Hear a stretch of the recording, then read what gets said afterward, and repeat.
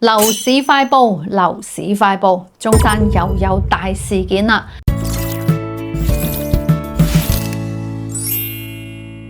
南中城際線要推遲1年先至完工通車。今次新版嘅交通規劃文件改動非常之大，幾條城際市域嘅 S 線同各個樞紐嘅定位全部重新調整過。對於打算嚟中山定居買樓，經常往返深圳、廣州、南沙甚至香港嘅粉絲老友記嚟講，呢一個規劃同埋呢一條視頻要認真收藏或者係聽清楚啦。咁首先講大家最關心嘅南中城際線，呢條係貫穿中山成個市區，就好似地鐵一樣運營嘅城際鐵路。中山段總長28.5公里。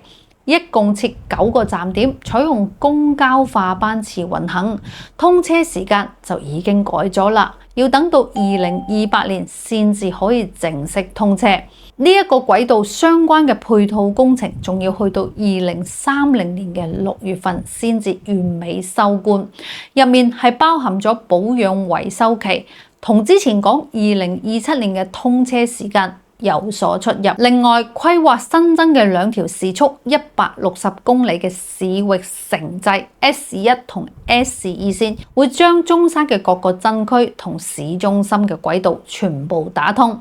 而 S1 線全長35.4公里，經過東鳳、兆南、古鎮、橫欄、西區，最後嚟到石岐區。咁以後西北片區離市區就快好多啦。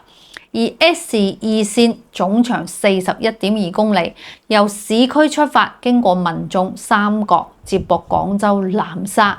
對於經常往返廣州嘅老友記嚟講，真係一個好消息。而另外，深南中城際中山境內淨係得2.61公里，而家仲喺度爭取納入上級規劃嘅階段。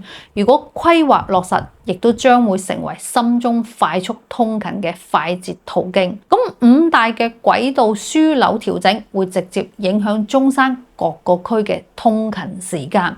第一個，中山南站正式就取消啦，因為港中珠澳高鐵改線路，南部原本規劃嘅呢個站直接就移除咗啦。呢一個嘅改動又會唔會徹底改變大家揀中山南部樓盤嘅思路呢？第二點，中山站升級成為超級樞紐站，5軌合一，集齊深江鐵路、南中城際 S2、港中珠澳高鐵、港珠城際5條軌道。第三，中山北站定位做城市對外交通嘅接駁線，接駁深江鐵路同 S1 線，兼顧短途同長途換乘。第四，至於馬鞍島嘅香山站，定位為廣佛都市圈、深圳都市圈、珠西都市圈嘅交匯融合點，承接中山至深圳、廣州、珠海嘅通勤站點。第五點，旗杆新城站主要嘅功能係南中城際線同S1 線喺市區之內嘅城際換乘站中心點。新嘅文件、新嘅改動，你哋又睇唔睇得出邊個站點係重點規劃嘅站點呢？你哋又會更加期待邊個站點嘅開通呢？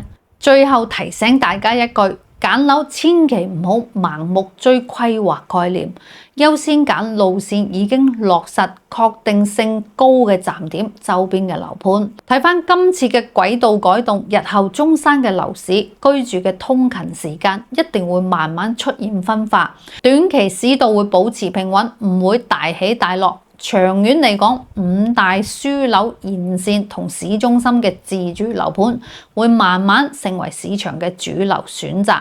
冇規劃嘅外圍板塊熱度會慢慢降返落嚟。今期節目又到呢度為止啦，得閒嚟中山揾我敏姐姐飲茶啦，拜拜。中山買樓，敏姐姐幫到你手。